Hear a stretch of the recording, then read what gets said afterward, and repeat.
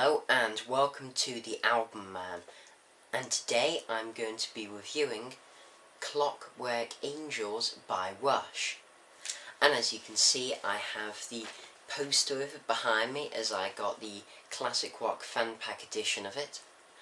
And so this review is a little bit late, but I wanted to take more time so I fully understood the concept of this ambitious album. So, Clockwork Angels is the highly anticipated album by Canadian prog/hard rockers Rush. And this is their 19th studio album, and it was released on June the 13th, 2012. And this album has been a long time in the making. It's been their first for 5 years, since 2007's Snakes and Arrows, which is a good album. So, has this album been worth the wait? I'll tell you the track listing. Caravan, BU2B, Clockwork Angels, The Anarchist, Carnies, Halo Effect, 7 Cities of Gold, The Wreckers, Headlong Flight, BU2B2, Wish Them Well, and The Garden. So, this album kicks off with Caravan, which was originally released with BU2B as the singles of this album over a year ago. And the song starts off with some bell sounds before the guitar comes in with a really good riff. The song starts off this concept album by describing that life on the farm was idyllic for a boy, but the main character has bigger dreams and wanted to explore the rest of the world. It is basically about how he wants to escape the place by travelling on one of these caravans, which appear to be flying steam-powered ships. I'll show you. I think these are the caravans. And musically, this track is just so good, with a great solo by Lifeson in the middle, a nice jam before it. The song just has a great driving bass line to it, and the chorus is simply amazing. It really is stunning and starts the album off just so well. And then we get to BU2B, which conceptually reminds me of the beginning of 2112, or certainly the little writing bit. As you can see on this album, if we just have a look here, it has the little, the little intro to the songs, and you should read that. It really is crucial to the concept. So, it's B2B, it's about how the main character is always taught that he lived in the best of all possible worlds, under the rule of the all-loving watchmakers who live in the capital city of the world called Crown City. It's also about how the character was taught that fate is inevitable, and that whatever happens to us must be what we deserve, for it could not happen if we did not deserve it. And this seems to be decided by the angels. They seem to be the sort of supreme lords of this planet. Again, some of this is just my interpretation. I'm sure many people have different interpretations. I didn't do any research for this. This is just my interpretation. Well, no research of the concepts then. Anyway, musically, this track again is fantastic. Certainly a very heavy song for Rush, but a lot of this album is, with a big driving riff. Again, it just has another very catchy chorus, and it's just fantastic, lyrically and musically. Then we get to the title track, Clockwork Angels. And this starts out again in a heavy way with some fantastic pounding drums before it becomes cleaner, and Lifeson plays a nice clean melodic tune with Geddy's vocals over the top. And it's lovely, but it's not long before they turn the overdrive on. And the drumming in this song especially is phenomenal. Pear is so on form with Clockwork Angels. And this song, it seems to have a haunting quality to it. Not a major one, but certainly does have a haunting quality to it, and it's fantastic. It's beautiful and stunning. And lyric-wise, this song is about how the main character travels to Crown City, the capital, and sees the immensely beautiful square called Kronos Square, with the heaven-reaching towers of the cathedral, of timekeepers, and the radiant glory of the angels. And the angels seem to move gracefully like living things, clockwork. And this song, it's just stunning. End of, really. And then we get to, and this is interesting, and we get to I, or one, the peddler one. Now if you look on the track listing, I didn't say anything about the peddler, because it's not listed as a track, but conceptually it is a track. It's basically tags on the end of Clockwork Angels, and all you hear with it is, when you hear the voice, "What do you lack?" That is basically the whole of the peddler, and that comes from, it's the wandering peddler is uttering this ageless call along the busy streets of Crown City. Now what this does is, this is where the anarchist comes into the concept. As the anarchist, it seems a bit weird, but the anarchist is basically just introducing the character of the anarchist, who responds to the peddler's call derisively by saying, "What do I lack? Ah, vengeance." And this track shows you the view of the world from the anarchist, instead of from the unnamed main character. Pear really does love his unnamed characters. In 2112, an unnamed character. Here, an unnamed character. It'd be handy if you could name them, instead of having to call him the main character constantly. Oh well. But this song, it certainly shows a bleak, dark view of the world, which makes sense, seeing his actions in Carney's. He's clearly jealous of all the people he sees, that the angels seem to have been kind to them, and they seem to be prosperous and well off, but they haven't to him. He seems to have had a hard time in life, and he's bitter and twisted against these people and against the angels. Anyway, musically, this song starts with a fantastic drum beat from Pear. I mean, it's Pear, what do you expect? With the guitar coming in next and a fantastically driving bass. I mean, this song has such a good bass line, you could sing along to it. Again, another fantastic chorus, like all the songs on this album. It also features a nice solo, and, what can I say, except this song is spectacular. And now we get to Carney's, which is interesting. It finds the main character working with a carnival for they're performing the Midsummer Festival in Crown City, and they set up their games right in the middle of Kronos Square, underneath or beneath the angels. And one night, amid the confusion of the crowded midway, the main character sees a man working with wires and wooden barrels. The mysterious man then turns, and it's the anarchist, who has a clockwork detonator in his hand. So the main character, he tries to warn the crowd of the anarchist's plans, but as he does so, the anarchist throws the device, the clockwork detonator, at him. And unfortunately, the main character catches it on reflex. So just as the crowd turns to look at him as he's just been shouting, they see him with this clockwork detonator in his hand. So the crowd sort of bickers, and, well, not bickers, but talks amongst themselves, and seems to come to the conclusion that it's him, and they move towards him with bad intent.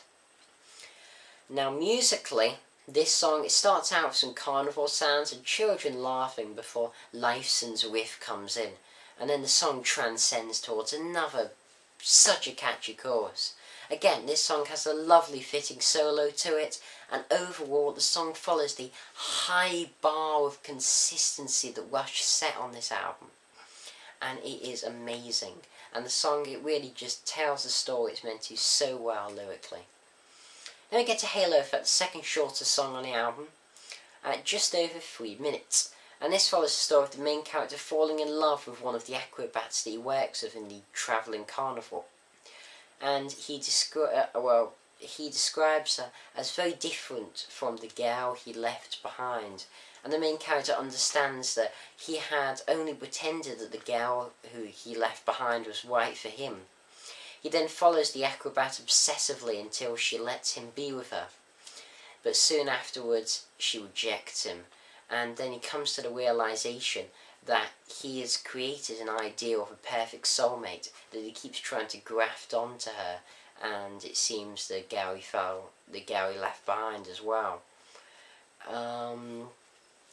And he realises he shouldn't fall for such illusions, and that these illusions have plagued his life as a whole. Musically, the song starts gently with some acoustic guitar like a beautiful ballad, but this song, it's no ballad. The overdriven chorus proves it. It's a lovely song with a great chorus and melody, and lyrically it is stunning. Then we get to Seven Cities of Gold, and this is about a legend in the world that far across the western sea is a wilderness containing 7 cities of gold, and the character decides to head off on a trade ship to the port of Poseidon to work in the alchemy mine, and he ends up working in the alchemy mines, and he travels here because they are not too far from the cities of gold. So after working there in the alchemy mines for a while, he decides to set out to the Red Rock Desert in search of the most famous of these 7 cities, called Cibola, or Kibola, I'm not quite sure how you pronounce it. And it seems that he never does find this city. He thinks he sees the odd glimmer of it, but it seems to turn out to be a hallucination or mirage of the cold, barren desert, as he loses himself in his mind. Now, musically, it starts a fantastic bass riff. A lot of these songs are very well bass-driven, and Geddy Lee's bass is phenomenal in this album. And again, another catchy as hell chorus. But musically, it's also very interesting. Nothing feels unnecessary on this track. Everything feels essential. And quite simply, it's mind-blowingly good. Another phenomenal track. And again, more praise from me. Now we get to the Wreckers. One of the singles from this album, and this is about how the main character narrowly escapes his frozen death in the desert and makes his way back to the port town of Poseidon to catch a ship homeward. He's sick of his adventures and just wants to go home. You can't blame the character. And then as he travels on the ship, he gets caught in a terrible storm, and they catch a glimpse of a signal light, so of course the ship sails towards it. They're in a storm and will be beaten up by it. But it turns out that it was fake, and it was just placed by denizens designed to lure the ships to their doom so they could plunder the cargo, which they did, leaving him and the crew to the icy waves. The unnamed character was the only survivor. More hardships in his story. And so the general gist lyrically is that sometimes things are too good to be true. And now musically, it starts out quite calmly with a bass lead line. The chorus of this song is very powerful and stands out. It's a spectacular masterpiece and one of my favourites from the album. Everything's just so good, from Geddy's vocals to his bass and Lifeson's guitar and Pett's drumming behind. It's just, there's such talented musicians, and they really show in this song especially. It's a fantastically structured and well done song. Then we get to Headlong Flight, and it appears the character was at the end of his journey, but he still has some things to ponder. And this is about how, now that he's finished his journey, he reminisces on all the good and bad times he's had, and realises, even for all the hardships he's had, he wouldn't change a single thing, and wishes in fact he could do it all again, as one of the alchemists said.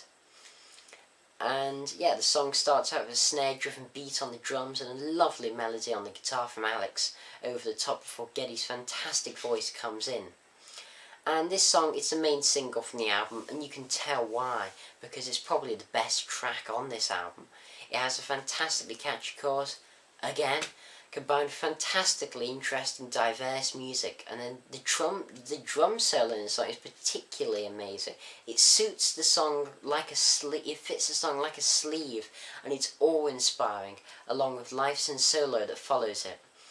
So crank this up on a good hi-fi and prepare to be blown away. This song is something special, like everything on this album.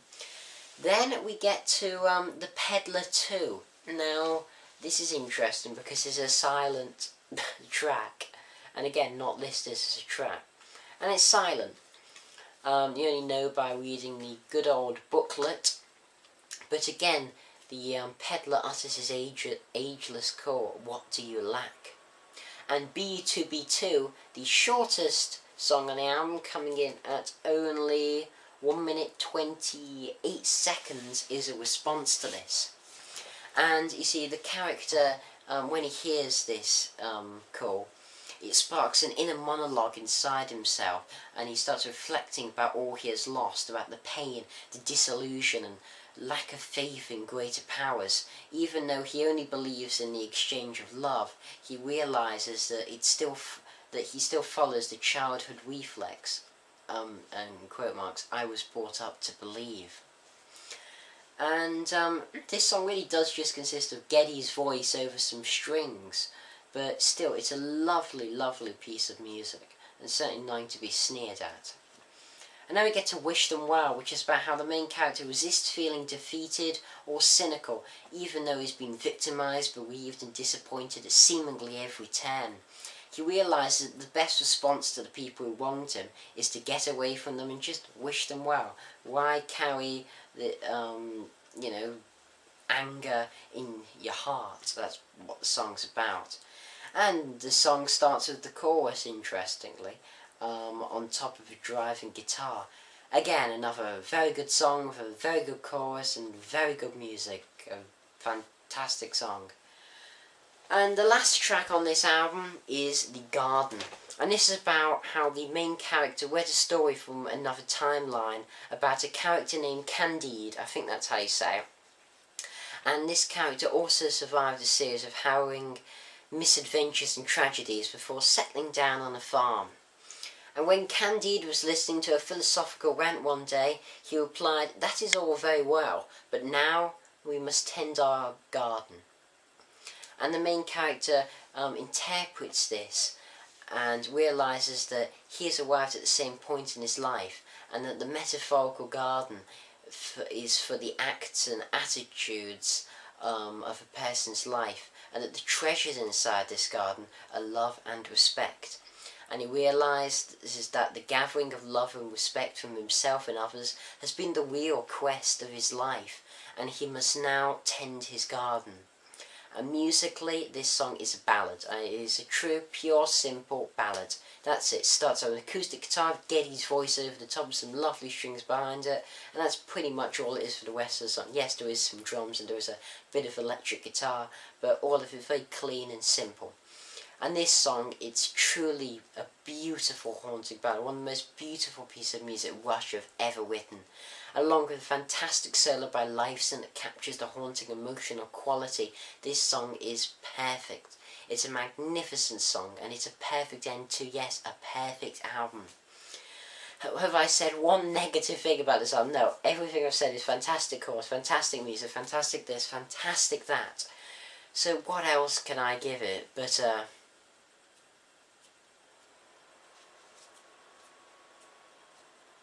yes, I'm going to give this album a 10 out of 10.